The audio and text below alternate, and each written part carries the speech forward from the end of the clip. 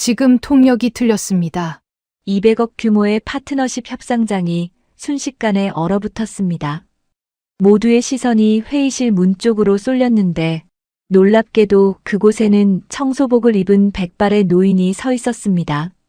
할머니, 중졸이시잖아요. 프랑스어를 어디서 배우셨다고. 하지만 프랑스 패션계 거물의 표정이 묘하게 변했습니다. 잠깐. 당신 혹시? 이야기 시작 전 구독과 좋아요 부탁드려요. 어느 곳에서 듣고 계신지 댓글 남겨주시면 반갑게 인사드리겠습니다. 이 모든 일이 시작된 건 불과 사흘 전이었습니다. 새벽 5시 서울 강남의 메종드벨 본사 건물. 복도 끝에서 청소 카트가 삐걱거리는 소리가 울려 퍼졌습니다. 황수님은 15년째 누구보다 먼저 출근했습니다. 74살의 몸으로 8개 층을 청소하는 건 쉬운 일이 아니었지만 수님에게는 멈출 수 없는 이유가 있었습니다. 아들이 5년 전 식당을 차릴 때 수님 명의로 대출 보증을 섰습니다. 그 빚이 아직 3천만 원 남아 있었고 수님이 문제라도 일으키면 아들 사업까지 연쇄 타격을 받을 판이었습니다. 거기에 손자가 수술을 앞두고 병원에 입원 중이었습니다.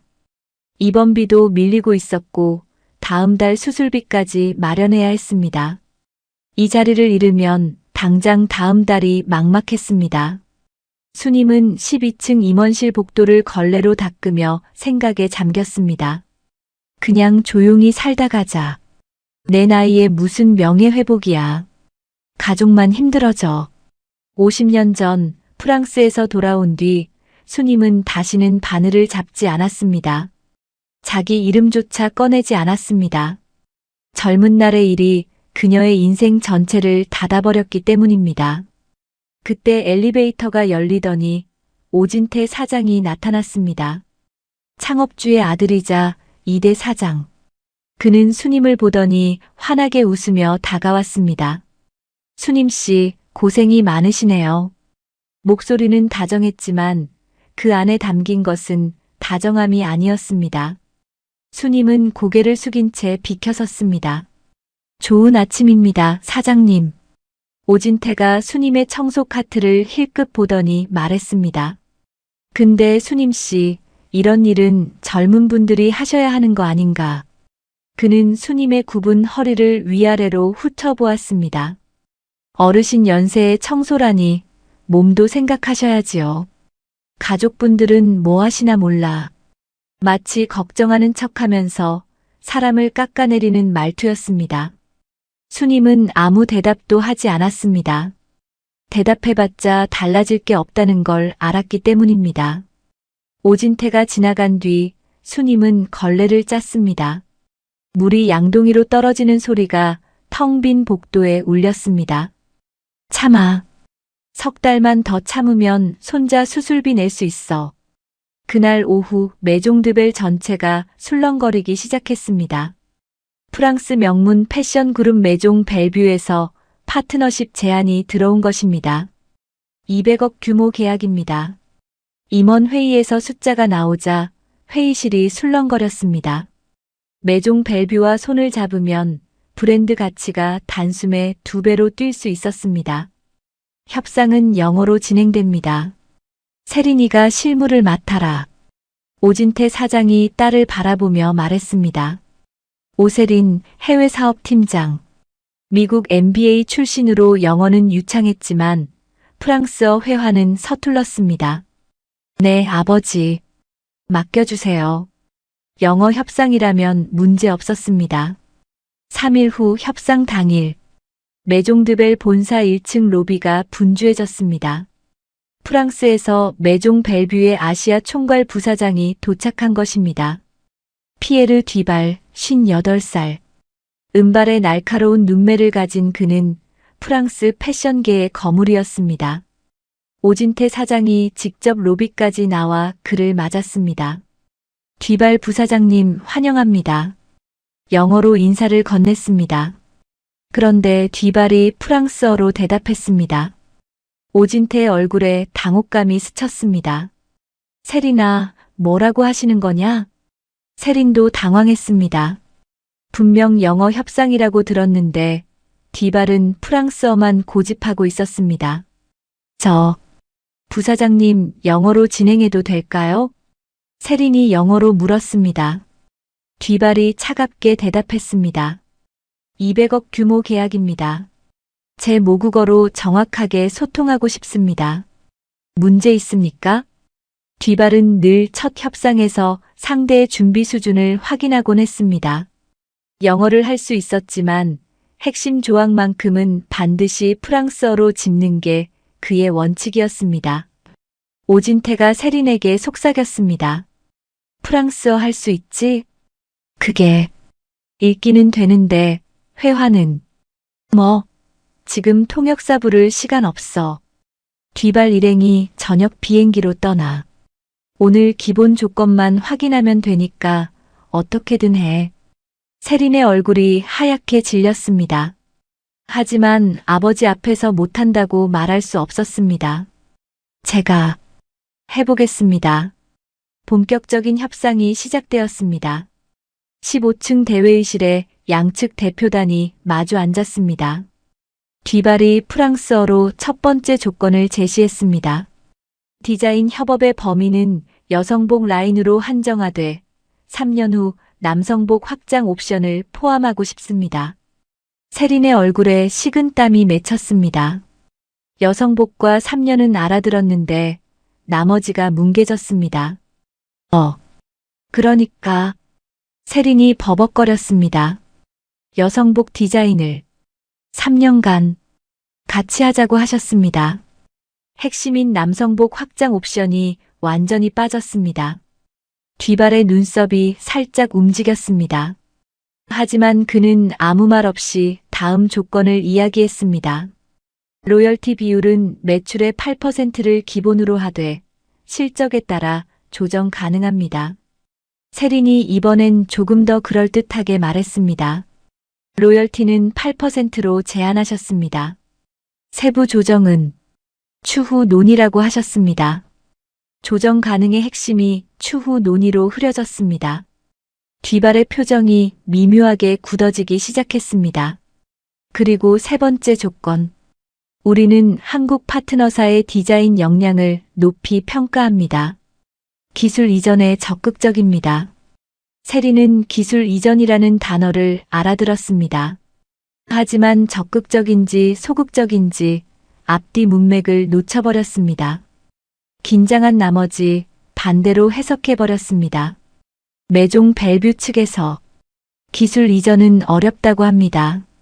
오진태 사장의 얼굴이 굳어졌습니다. 기술 이전이 안 된다고요? 그럼 이 계약을 왜 합니까?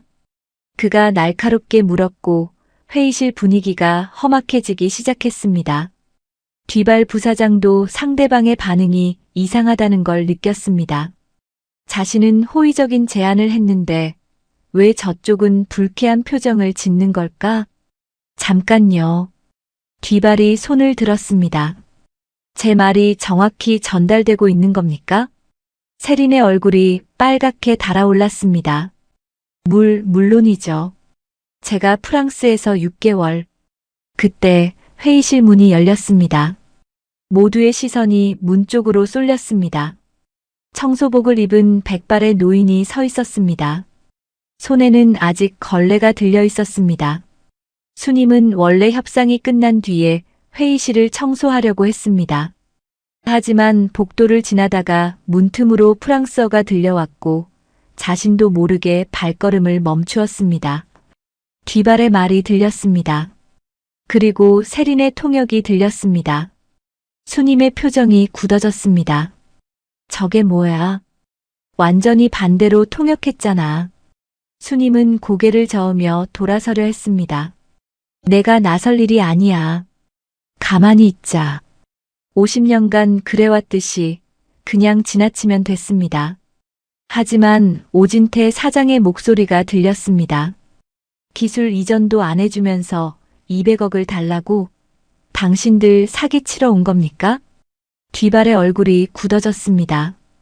뭐라고요? 내가 언제 그런 말을? 협상이 파탄 직전이었습니다. 200억짜리 계약이 통역 하나 때문에 무너지려 하고 있었습니다. 수님의 손이 떨렸습니다. 가만히 있으면 됐습니다. 나서봤자 자신만 손해였습니다.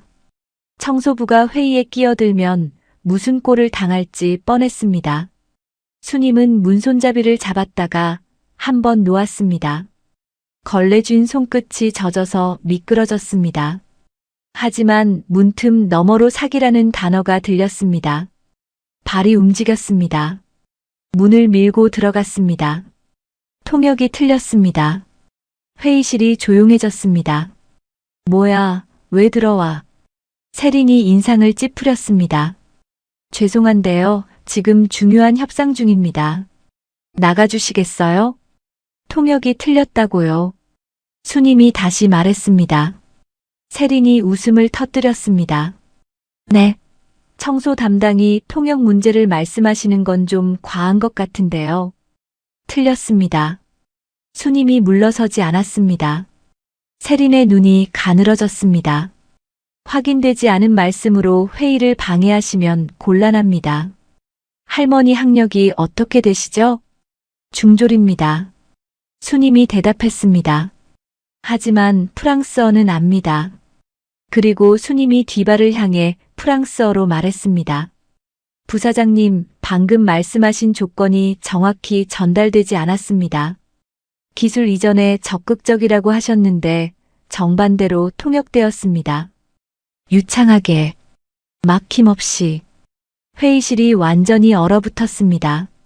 피에르 뒷발의 눈이 크게 떠졌습니다. 그는 수님을 뚫어지게 바라보았습니다. 완벽한 파리 억양, 그리고 어딘가 익숙한 업계에서만 쓰는 오래된 표현들. 잠깐, 뒷발이 펜을 내려놓았습니다. 당신, 혹시 파리에서 일한 적 있습니까? 회의실이 술렁거렸습니다. 수님은 대답하지 않았습니다. 심장이 미친 듯이 뛰었습니다. 50년 동안 꽁꽁 묻어두었던 것이 목구멍까지 차올랐습니다. 뒷발이 다시 물었습니다. 1970년대 메종 벨뷰 파리 본사에서 일한 적 있습니까? 수님의 손끝이 떨렸습니다. 그 이름을 마지막으로 들은 게 50년 전이었습니다.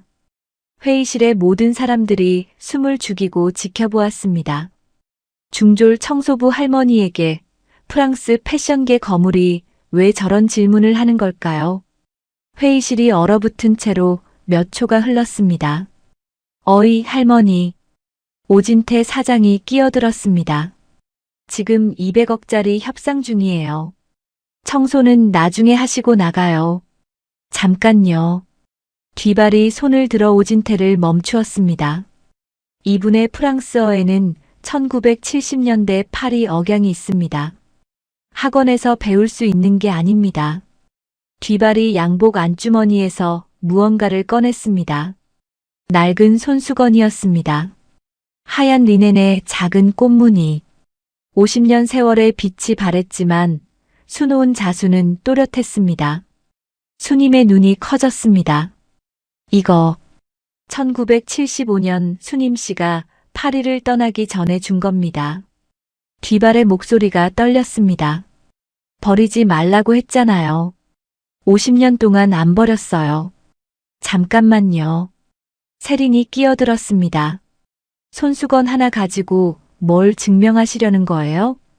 뒷발이 수님을 바라보았습니다. 그럼 확인해 볼까요? 1973년 메종 벨뷰 작업실, 우리끼리 뭐라고 불렀습니까? 수님이 잠시 눈을 감았습니다. 비둘기장. 수님이 대답했습니다. 천장이 낮고 창문이 작아서 그렇게 불렀어요. 뒷발이 고개를 끄덕였습니다. 이 손수건의 꽃무늬 무슨 꽃입니까? 무궁화. 수님이 대답했습니다. 한국 꽃이에요. 고향 생각날 때마다 수놓았어요. 뒷발이 회의실을 둘러보았습니다. 더 확인이 필요합니까? 아무도 대답하지 못했습니다. 세린의 얼굴이 일그러졌습니다. 그래서요? 50년 전에 파리에서 일했다고 해서 뭐가 달라지는데요? 세린이 수님을 똑바로 바라보았습니다. 할머니, 실력 있으셨으면 왜 청소부가 되셨어요? 50년 동안 뭐 하신 거예요? 날카로운 질문이었습니다. 회의실이 조용해졌습니다. 수님이 천천히 입을 열었습니다. 1975년에 한국에 돌아왔어요. 수님의 목소리는 낮았지만 떨리지 않았습니다. 아버지 사업이 망해서 급하게 귀국했어요. 파리에서 배운 걸로 다시 시작하려고 했어요. 수님이 잠시 멈추었습니다. 그런데 누군가 소문을 퍼뜨렸어요. 학력 위조라고, 디자인 표절이라고. 회의실이 술렁거렸습니다. 증명서가 있었어요.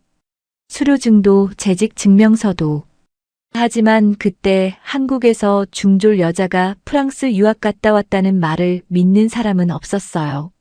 수님의 눈이 멀리 어딘가를 바라보았습니다. 그 뒤로는 바늘을 잡을 용기가 나지 않았어요. 회의실이 완전히 조용해졌습니다. 세린이 다시 입을 열었습니다.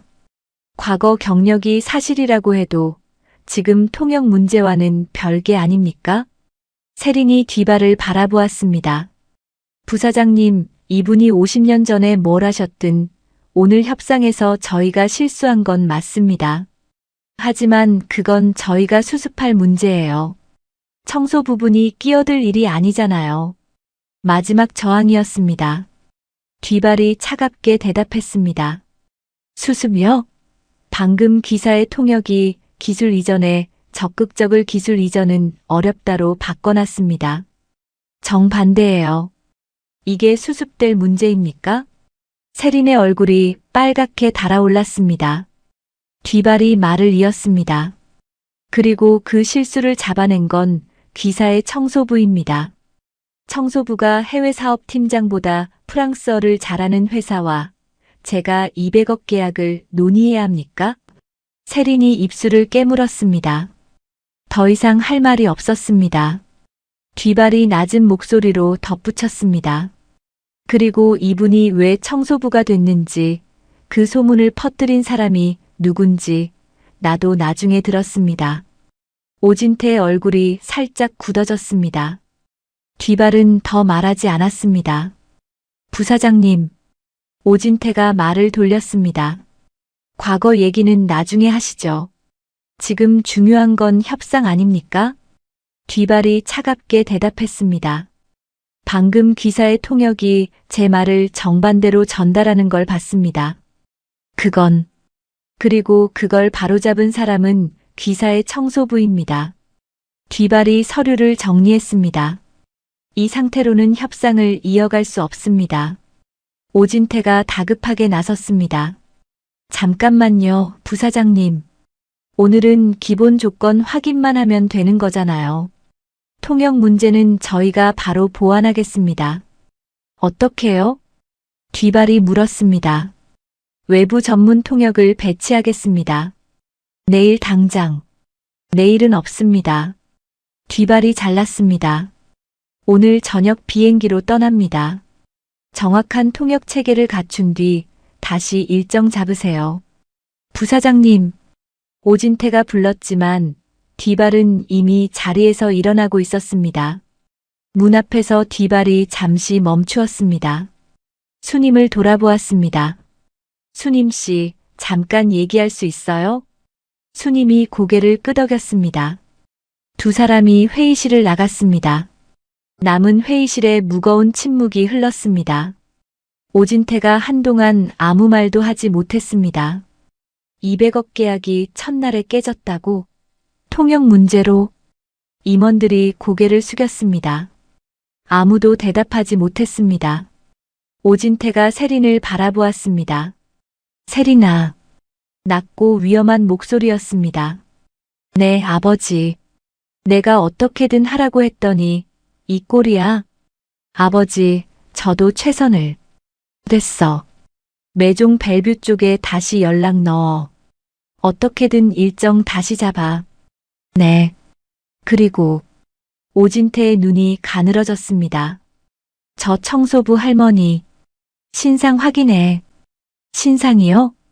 50년 전 파리에서 일했다고? 그런데 왜 우리 회사 청소부야? 오진태가 창밖을 바라보았습니다. 뭔가 이상해. 알아봐. 세린이 고개를 끄덕였습니다. 오진태가 낮게 중얼거렸습니다. 이 계약 틀어지면 안 돼. 그에게 이 계약은 단순한 성과가 아니었습니다. 감사 전에 막아야 할 것들이 있었습니다. 무슨 수를 써서라도 다시 잡아야 했습니다. 그 시각 건물 1층 로비. 뒤발과 수님이 나란히 서 있었습니다. 뒤발이 손수건을 다시 꺼내 바라보았습니다. 이거 봤던 날 기억나요? 수님의 눈앞에 50년 전 장면이 떠올랐습니다. 1973년 파리 메종 벨뷰 작업실. 막 컬렉션이 끝난 밤이었습니다. 18살 피에르가 수님에게 다가왔습니다. 수님 씨, 그 드레스 수님 씨가 그린 거죠? 런웨이에 올라간 거. 쉿. 조용히 해. 왜요? 대단한 건데. 수님이 피에르의 입을 막았습니다. 나는 아직 보조야. 이름 올리면 선배들 기분 나빠해. 피에르가 고개를 저었습니다. 이상해요. 수님 씨가 제일 잘하는데. 수님이 웃었습니다. 세상이 다 그런 거야. 수님이 주머니에서 손수건을 꺼냈습니다. 하얀 리넨에 작은 무궁화를 수놓은 것이었습니다. 이거 내가 만든 거야. 언젠가 우리 둘 다 잘 되면 그때 다시 보자. 피에르가 손수건을 받아들었습니다. 수님 씨, 나 이거 절대 안 버릴 거예요. 그래, 버리지 마. 50년이 지났네. 수님이 중얼거렸습니다. 그 꼬마가 이렇게 컸어. 뒤발이 웃었습니다. 눈가가 붉어져 있었습니다.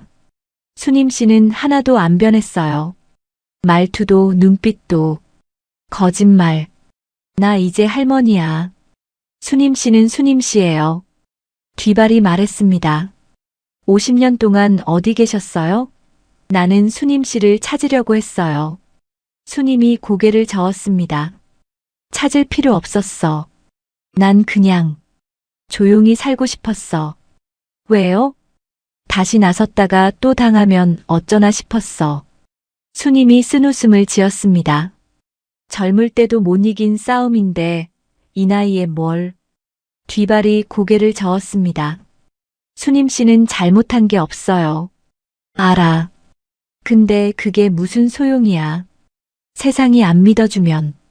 뒤발이 잠시 침묵했습니다. 그리고 말했습니다. 수님 씨, 이번에는 내가 증인이 될 수 있어요. 수님이 뒤발을 바라보았습니다. 메종 벨뷰 파리 본사에 1970년대 기록이 남아있어요. 수님 씨 이름도 작업 내역도. 원하면 다 꺼낼 수 있어요. 수님의 눈이 흔들렸습니다. 그게 생각해봐요. 뒤발이 명함을 건넸습니다. 내가 서울에 다시 올 때까지. 이번에는 혼자 싸우지 마요.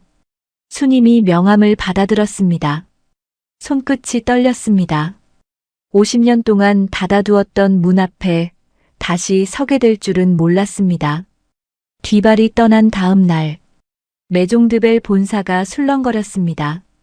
200억 계약 첫날에 깨졌대. 청소부 할머니가 통역 오류 잡았다며.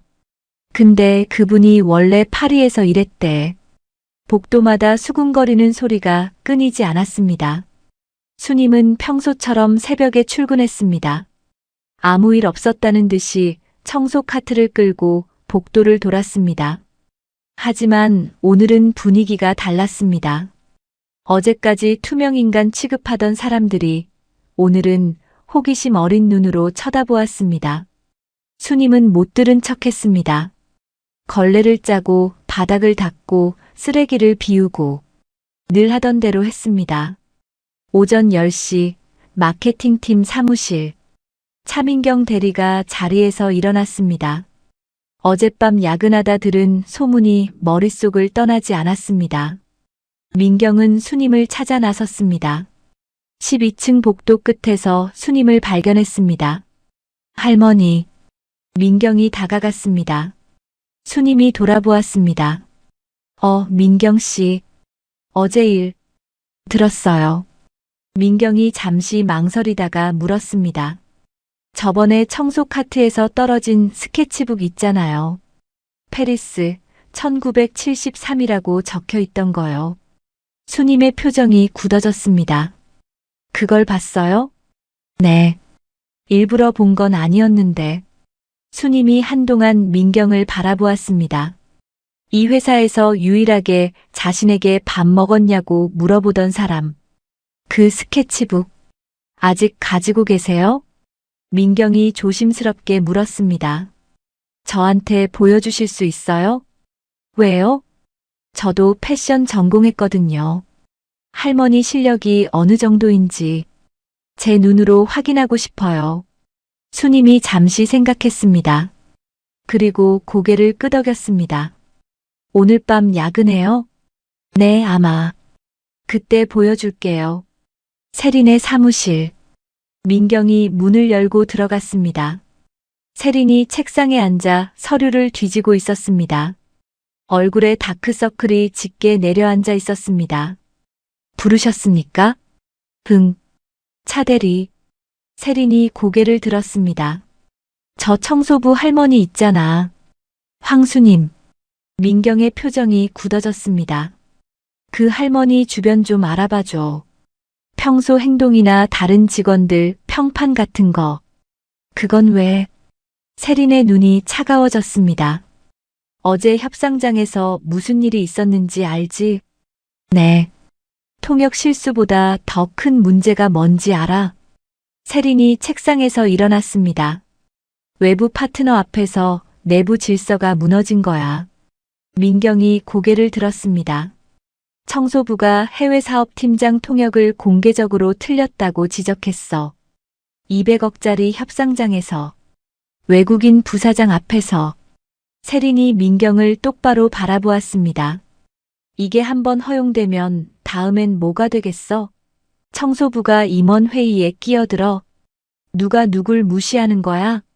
민경은 아무 말도 하지 못했습니다. 틀린 논리였습니다. 하지만 그럴듯하게 들리는 논리였습니다.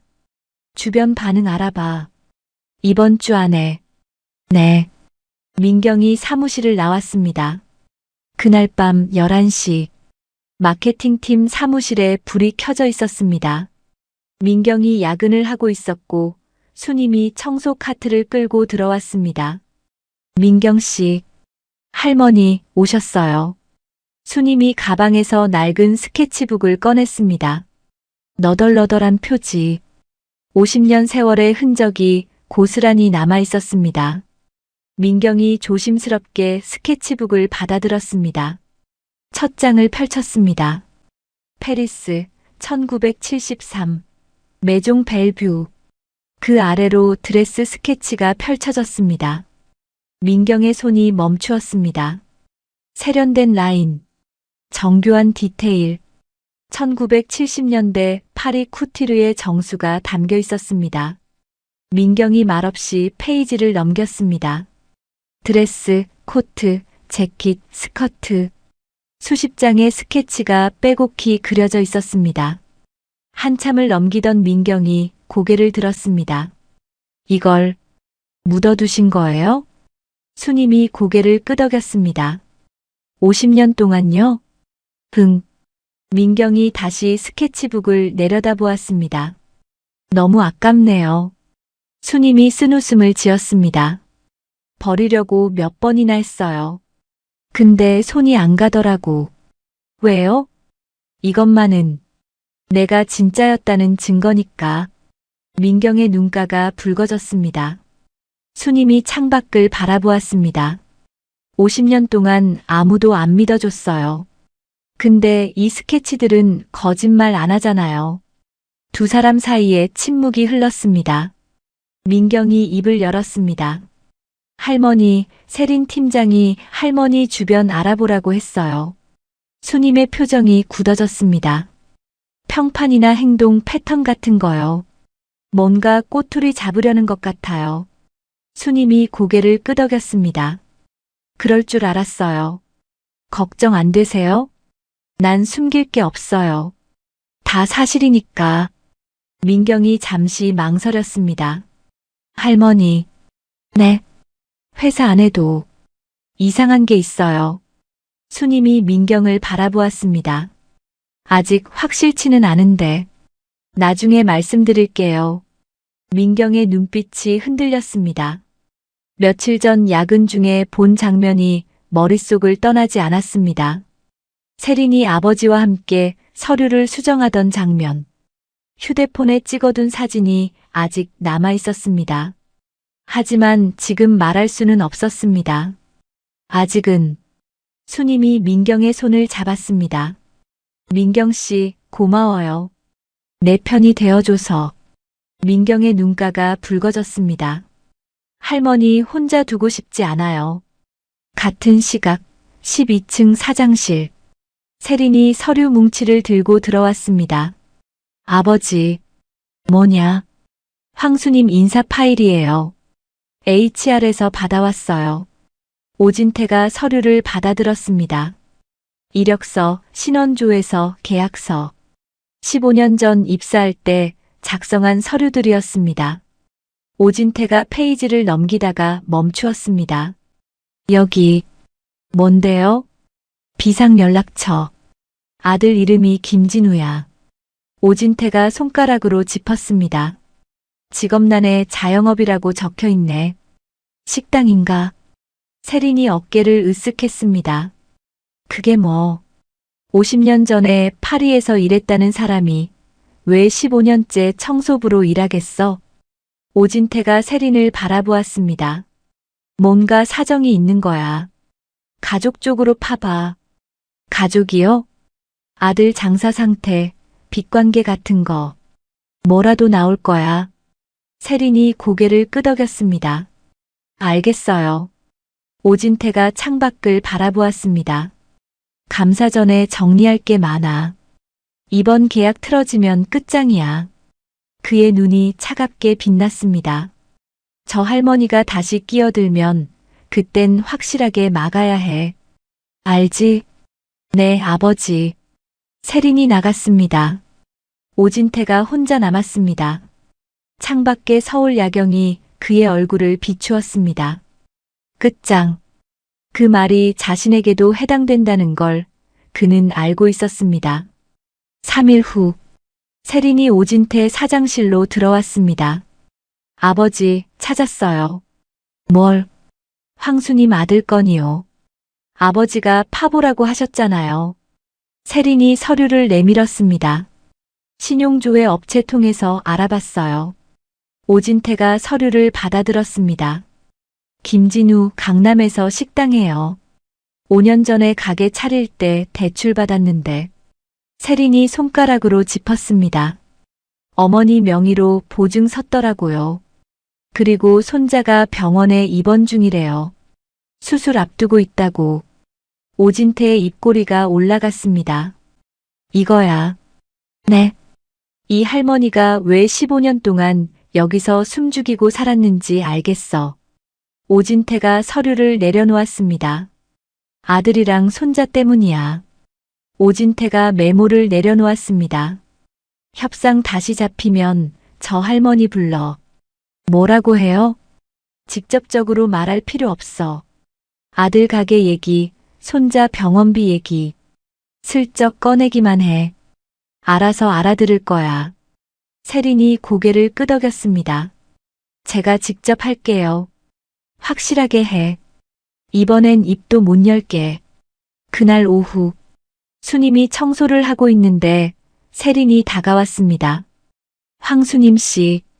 수님이 고개를 들었습니다. 세린이 처음으로 자신을 이름으로 불렀습니다. 잠깐 얘기 좀 할까요? 무슨 일이신데요? 여기서 말하긴 좀 그러니까 저쪽 빈 회의실로 가시죠. 수님이 걸레를 내려놓았습니다. 빈 회의실. 세린이 문을 닫았습니다. 단도직입적으로 말할게요. 세린이 수님 앞에 섰습니다. 매종 벨뷰 협상이 다음 주에 다시 잡혔어요. 수님이 고개를 끄덕였습니다. 그때 황수님 씨는 회의실 근처에 오지 마세요. 청소 스케줄 바꿀게요. 그 시간에는 다른 층 배정해 드릴 테니까. 수님이 세린을 바라보았습니다. 이유를 여쭤봐도 될까요? 세린이 웃었습니다. 부드럽고 차가운 웃음이었습니다. 황수님 씨, 아드님 식당 잘 되고 있죠? 수님의 표정이 굳어졌습니다. 강남에서 장사하시는 거 맞죠? 5년 됐다고 들었는데. 대출 보증도 서셨다면서요. 손자분도 수술 앞두고 있다고 하던데. 수님의 손이 떨렸습니다. 세린이 한 발짝 다가왔습니다. 황수님 씨가 회사에서 문제 일으키면 아드님 가게랑 손자분 수술에 영향이 갈 수 있어요. 아시죠? 금융 쪽은 복잡하잖아요. 보증인 신용에 문제가 생기면. 잘 아시겠지만. 세린이 어깨를 으쓱했습니다. 저도 황수님 씨랑 싸우고 싶지 않아요. 그냥 조용히 지내시면 아무 일 없을 거예요. 수님이 한동안 아무 말도 하지 못했습니다. 50년 전과 똑같았습니다. 권력 앞에서 입을 다물어야 했습니다. 가족을 지키려면 참아야 했습니다. 알겠습니다. 수님이 고개를 숙였습니다.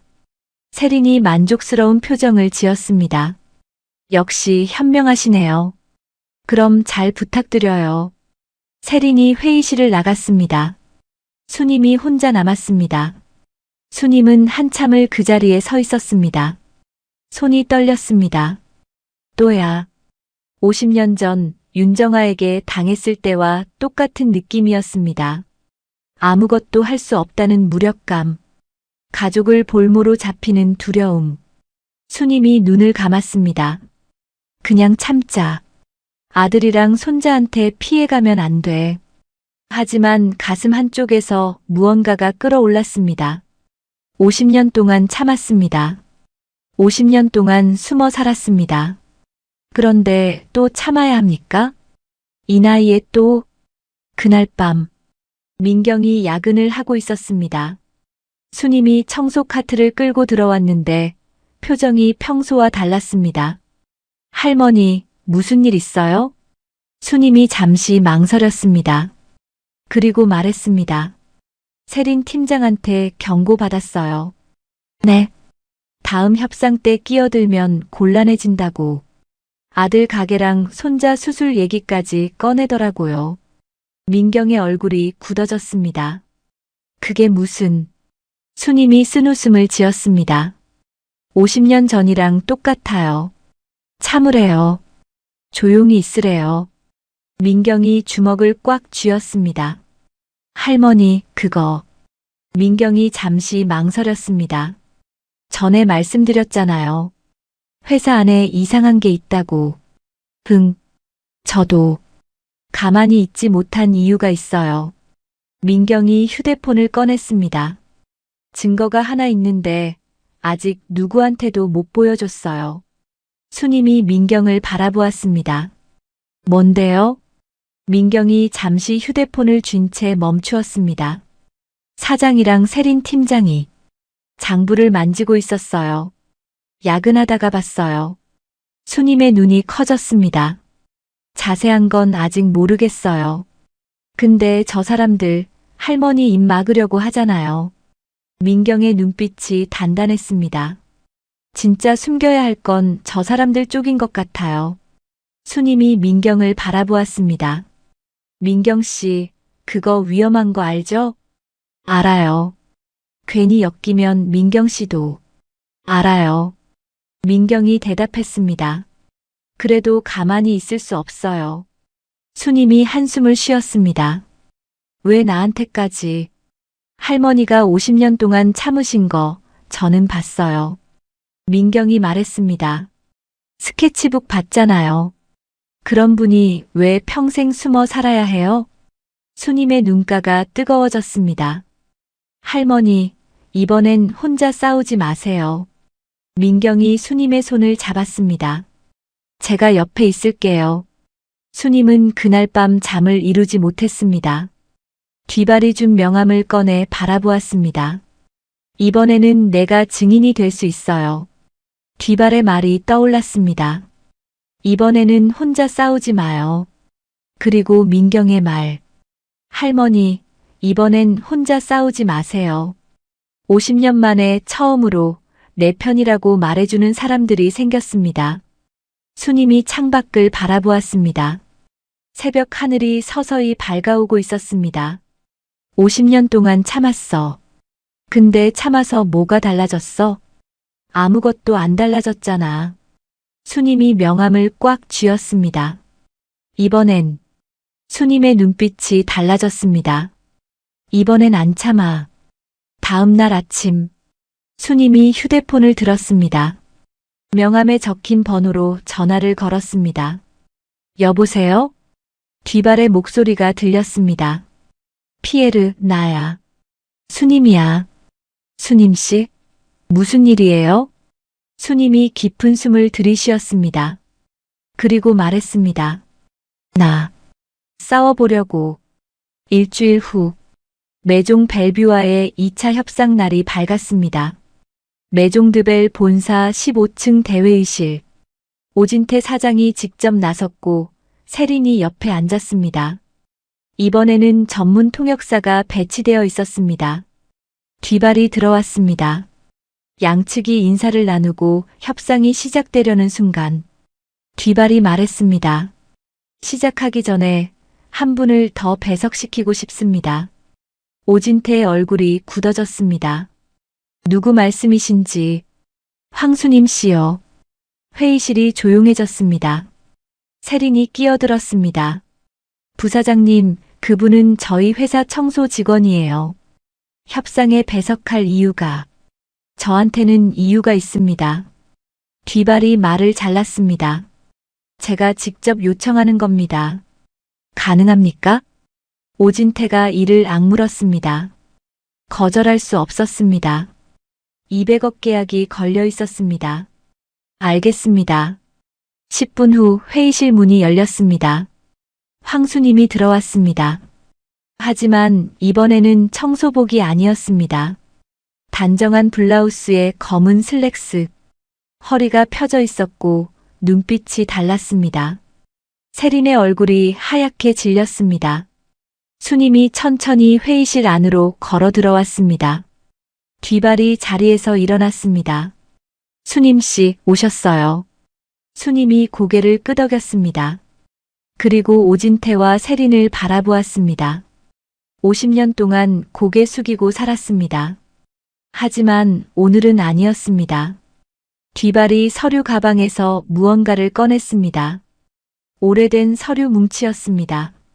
이건 메종 벨뷰 파리 본사 인사 기록입니다. 뒤발이 서류를 펼쳤습니다. 1970년부터 1975년까지 황수님이라는 이름이 기록되어 있어요. 디자이너 보조로 시작해서 1973년에는 정식 디자이너 보조로 승격됐습니다. 회의실이 조용해졌습니다. 그리고 이건. 뒤발이 또 다른 서류를 꺼냈습니다.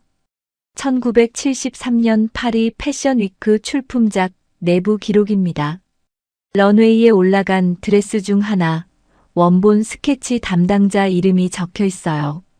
뒤발이 서류를 들어보였습니다. 황수님. 회의실이 술렁거렸습니다. 임원들이 서로를 바라보았습니다. 저 청소부 할머니가 파리 패션 위크 런웨이에 올라간 드레스를 디자인했다고. 오진태가 말을 돌리려 했습니다. 부사장님, 50년 전 서류가 오늘 협상과 무슨 관계가 있습니까? 저희는 비즈니스 하러 온 거예요. 맞습니다. 뒤발이 고개를 끄덕였습니다. 비즈니스 하러 왔어요. 그래서 파트너사의 진정성을 확인하고 싶은 겁니다. 진정성이요? 네. 귀사에서 청소부로 일하는 분이 50년 전 저희 본사에서 런웨이 드레스를 디자인했어요. 뒤발의 눈이 차가워졌습니다. 그런데 이분이 왜 50년 동안 바늘을 잡지 못했는지 사장님은 알고 계십니까? 오진태가 대답하지 못했습니다. 뒤발이 수님을 바라보았습니다. 직접 말씀하시겠어요? 수님이 앞으로 나섰습니다. 제가 말씀드릴게요. 수님의 목소리는 낮았지만 떨리지 않았습니다. 1975년에 한국에 돌아왔어요. 아버지 사업이 망해서 수님이 회의실을 둘러보았습니다. 파리에서 배운 걸로 다시 시작하려고 했어요. 근데 누군가 소문을 퍼뜨렸어요. 수님의 눈이 오진태를 향했습니다. 학력 위조라고, 디자인 표절이라고, 중졸이 무슨 파리 유학이냐고. 누가 그랬는데요? 임원 하나가 물었습니다. 수님이 잠시 멈추었습니다. 그리고 이름을 말했습니다. 윤정아. 회의실이 조용해졌습니다. 윤정아. 한국 패션계 원로. 이 업계에서 모르는 사람이 없는 이름이었습니다. 오진태의 얼굴이 굳어졌습니다. 그의 어머니와 40년 절친. 메종드벨 초창기 브랜드 자문이었던 사람. 그분이 업계에 소문을 퍼뜨렸어요. 파리 경력 있는 사람이 들어오니까 자기 자리가 위협받는다고 생각했나 봐요. 수님의 목소리가 담담했습니다. 증명서가 있어도 소용없었어요. 윤정아한테 찍히기 싫어서 아무도 안 받아줬어요. 그래서 50년 동안 바늘을 잡지 못했어요. 청소부로 살았어요. 바늘을 잡지 못했어요. 청소부로 살았어요. 회의실이 완전히 조용해졌습니다. 세린이 끼어들었습니다. 잠깐만요. 50년 전 일이 지금 협상이랑 무슨 상관이에요? 세린이 뒤발을 바라보았습니다. 그리고 그 윤정아 선생님이 그랬다는 게 사실인지 어떻게 알아요? 증거가 있어요? 수님이 세린을 바라보았습니다. 증거요? 수님이 가방에서 스케치북을 꺼냈습니다. 너덜너덜한 50년 된 스케치북. 이게 제 증거예요. 수님이 스케치북을 펼쳤습니다. 1973년 파리에서 제가 그린 스케치들이에요. 런웨이에 올라간 드레스 원본도 있어요. 수님이 뒤발이 가져온 서류와 스케치북을 나란히 놓았습니다. 비교해보세요. 메종 벨뷰 기록에 있는 디자인이랑 제 스케치가 같은지. 임원들이 서류와 스케치북을 번갈아 보았습니다. 같았습니다. 선 하나까지. 오진태가 입을 열었습니다. 그래서 뭘 어쩌자는 겁니까? 그의 목소리가 떨렸습니다. 50년 전 일을 지금 와서 파헤쳐서 뭘 어쩌겠다는 거예요? 그때 일은 그때 일이고 지금은 지금 아닙니까? 수님이 오진태를 똑바로 바라보았습니다. 맞아요. 그때 일은 그때 일이에요. 수님의 목소리가 단단했습니다. 근데 사장님, 50년 전 일은 제가 참았어요. 수님의 눈이 오진태를 향했습니다. 이번 건 다릅니다. 아들 가게랑 손자 수술 얘기 꺼내면서 협박한 건 세린 팀장이에요. 세린이 벌떡 일어났습니다. 그건 오해예요. 오해요? 수님이 세린을 바라보았습니다. 아들 대출 보증 얘기하면서 조용히 있으라고 했잖아요. 회의실이 술렁거렸습니다. 임원들의 시선이 세린에게 쏠렸습니다. 세린의 얼굴이 빨갛게 달아올랐습니다. 저는 그랬어요. 수님이 말을 잘랐습니다. 저는 사과받으러 온 게 아니에요. 수님이 뒤발을 바라보았습니다. 그냥 진실을 말하러 온 거예요. 50년 동안 못한 말을. 뒤발이 일어났습니다. 저는 오늘 확인하고 싶었던 걸 확인했습니다. 뒤발이 서류를 정리했습니다. 황수님 씨는 메종 벨뷰가 인정하는 디자이너입니다. 50년 전에도 그랬고 지금도 그렇습니다. 뒤발이 오진태를 바라보았습니다. 협상은 계속하겠습니다. 다만 한 가지 조건이 있어요. 뭔데요? 황수님 씨를 귀사 디자인 자문으로 배치해 주세요. 오진태의 눈이 커졌습니다. 뭐라고요? 청소부가 아니라 자문으로요. 그게 저희 조건입니다. 오진태가 말문이 막혔습니다. 세린이 끼어들었습니다. 그건 너무 거절하셔도 됩니다. 뒤발이 웃었습니다. 그러면 저희는 다른 파트너를 찾겠습니다. 200억 계약. 그리고 오진태에게는 그보다 더 급한 사정이 있었습니다. 감사 전에 성사시켜야 하는 이유가. 오진태가 이를 악물었습니다. 알겠습니다. 협상이 끝났습니다. 사람들이 회의실을 빠져나갔습니다. 수님이 복도에 서 있었습니다. 뒤발이 다가왔습니다. 수님 씨, 잘했어요. 고마워, 피에르. 수님이 웃었습니다. 50년 만에 말했어. 내 입으로. 어땠어요? 수님이 잠시 생각했습니다. 시원했어. 근데 이상하게 슬프기도 하고. 왜요? 50년이 너무 길었으니까. 수님의 눈가가 붉어졌습니다. 그 시간을 돌릴 수는 없으니까. 뒤발이 수님의 어깨를 잡았습니다. 돌릴 수는 없어요. 근데 앞으로는 달라지잖아요. 수님이 고개를 끄덕였습니다.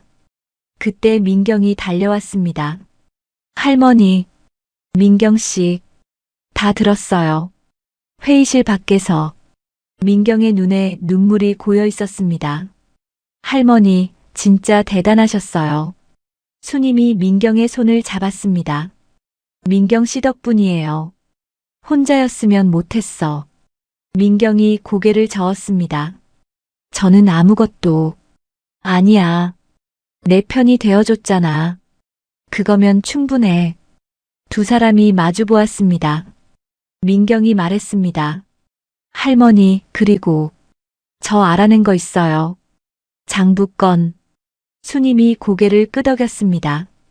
감사팀에 자료 전달했어요. 이번 주 안에 확인될 거예요. 민경의 목소리가 낮아졌습니다. 사장이랑 세린 팀장, 오래 못 버틸 거예요. 수님이 한숨을 쉬었습니다. 그건 저 사람들 일이야. 수님이 창밖을 바라보았습니다. 난 그냥 내 이름 되찾으면 돼. 그걸로 충분해. 3개월 후, 메종드벨의 감사가 들어왔습니다. 오진태 사장의 횡령 혐의가 확인되었습니다. 그는 사임했고 검찰 조사를 받게 되었습니다. 세린도 회사를 떠났습니다. 수님은 그 소식을 신문에서 읽었습니다. 아무 감정도 들지 않았습니다. 이미 끝난 일이었습니다. 6개월 후, 서울 한 갤러리에서 작은 전시회가 열렸습니다. 1973 파리에서 온 스케치. 황수님의 50년 전 스케치들이 전시되었습니다. 드레스, 코트, 재킷, 스커트. 낡은 종이 위에 섬세한 선들이 조명 아래 빛났습니다. 수님이 전시장 한가운데에 서 있었습니다. 뒤발이 옆에 있었습니다. 수님 씨, 어때요? 수님이 스케치들을 바라보았습니다. 이상해. 뭐가요? 50년 동안 서랍 속에 있던 것들이야. 아무도 안 봤어. 수님이 웃었습니다. 근데 이제 사람들이 보네. 당연히 봐야죠. 이게 수님 씨잖아요. 수님의 눈가에 눈물이 맺혔습니다. 50년이 걸렸습니다. 50년 동안 묻고 살았습니다. 하지만 결국 자기 이름을 되찾았습니다. 고마워. 수님이 중얼거렸습니다. 포기하지 않아줘서 고마워, 나한테. 전시장 한쪽에서 민경이 관람객들에게 스케치를 설명하고 있었습니다. 수님이 그 모습을 바라보았습니다. 민경이 눈이 마주치자 손을 흔들었습니다. 수님이 웃으며 손을 흔들어 주었습니다. 50년 동안 혼자였습니다. 하지만 이제는 아니었습니다. 여러분, 오늘 이야기 어떻게 들으셨나요? 50년 동안 묻혀있던 이름도 끝내 제자리를 찾을 수 있다는 걸 보여준 이야기였습니다. 여러분 마음속에도 다시 꺼내고 싶은 꿈이 있으신가요? 댓글로 남겨주시면 제가 하나하나 읽어보겠습니다. 우리는 또 단짝처럼 다음 이야기에서 만날게요. 지금까지 사연단짝이었습니다.